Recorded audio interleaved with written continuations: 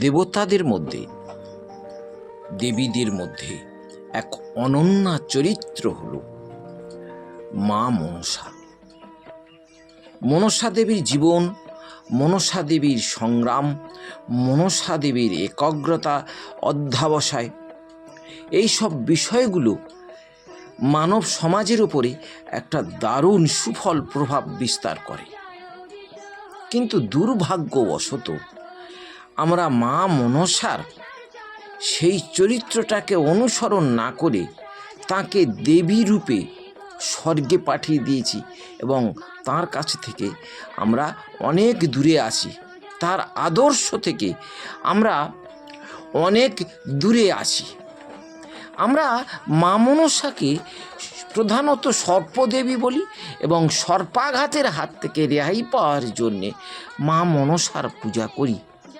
কিন্তু মা মনসা দেবী আমাদের যে জীবন সংগ্রাম শিখিয়ে গিয়েছেন, যে অধ্যাবসায় শিখিয়ে গিয়েছেন, সেগুলো আমরা আলোচনা করি না। তাকে দেবী রূপে তাকে আমরা অনেক দূরে রেখেছি।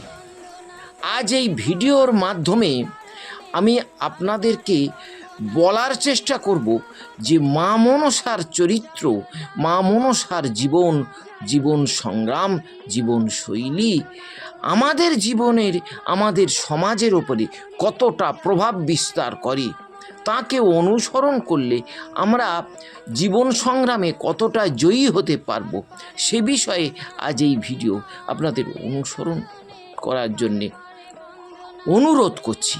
ভিডিওটা পুরো দেখুন এবং আমার চ্যানেলটা সাবস্ক্রাইব করুন। পরমা সুন্দরী এক নারীকে পদ্মদিঘির কাছে থেকে শিব বাড়িতে নিয়ে এলেন।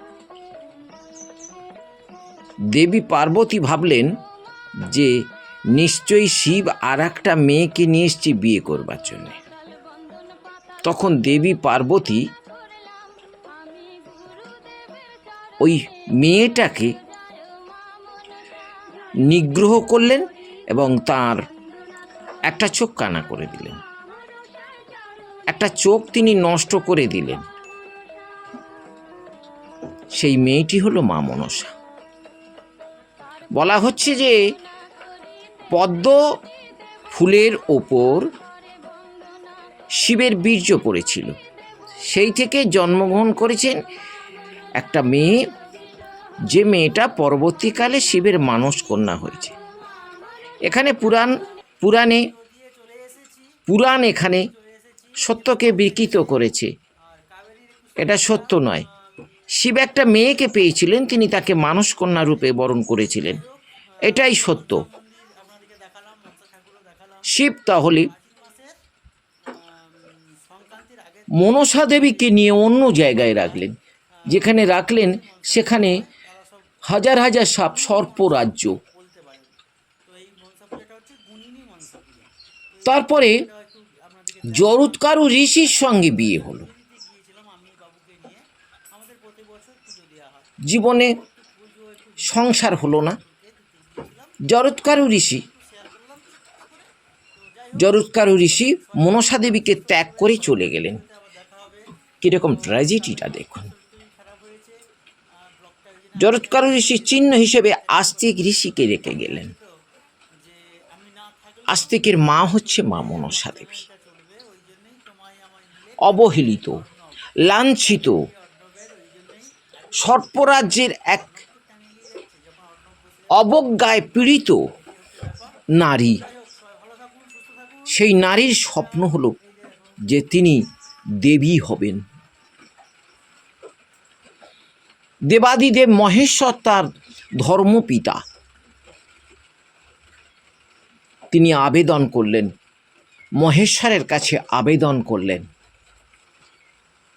যে পিতা, আমাকে স্বর্গে আসন দেওয়া হোক। নিরপেক্ষ মহেশ্বর নারাজ হলেন, বললেন তোমাকে সংগ্রাম করে নিজের চেষ্টায় স্বর্গে আসন পেতে হবে। কি জীবন সংগ্রামটা দেখুন।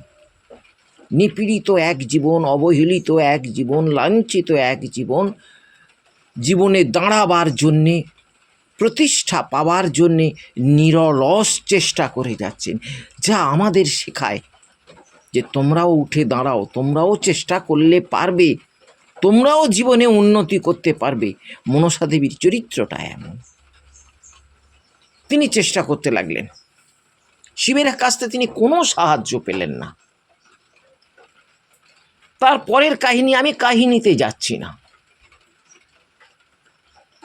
আমি শুধু তত্ত্বটা, এর মধ্যে থেকে তত্ত্বটা ধরে নিচ্ছি। তত্ত্বটা কি না, মা মনসা দেবীর নিরলস জীবন সংগ্রাম।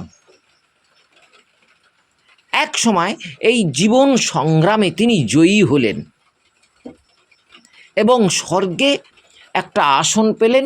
তিনি দেবী রূপে প্রতিষ্ঠিত হলেন মানুষের কাছে।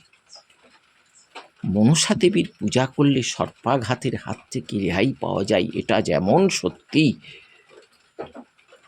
মনসা দেবীর চরিত্রটাকে অনুসরণ করলে একটা ভালো জীবন পাওয়া যায়, এটা আগেরটার চেয়ে অনেক বেশি সত্যি।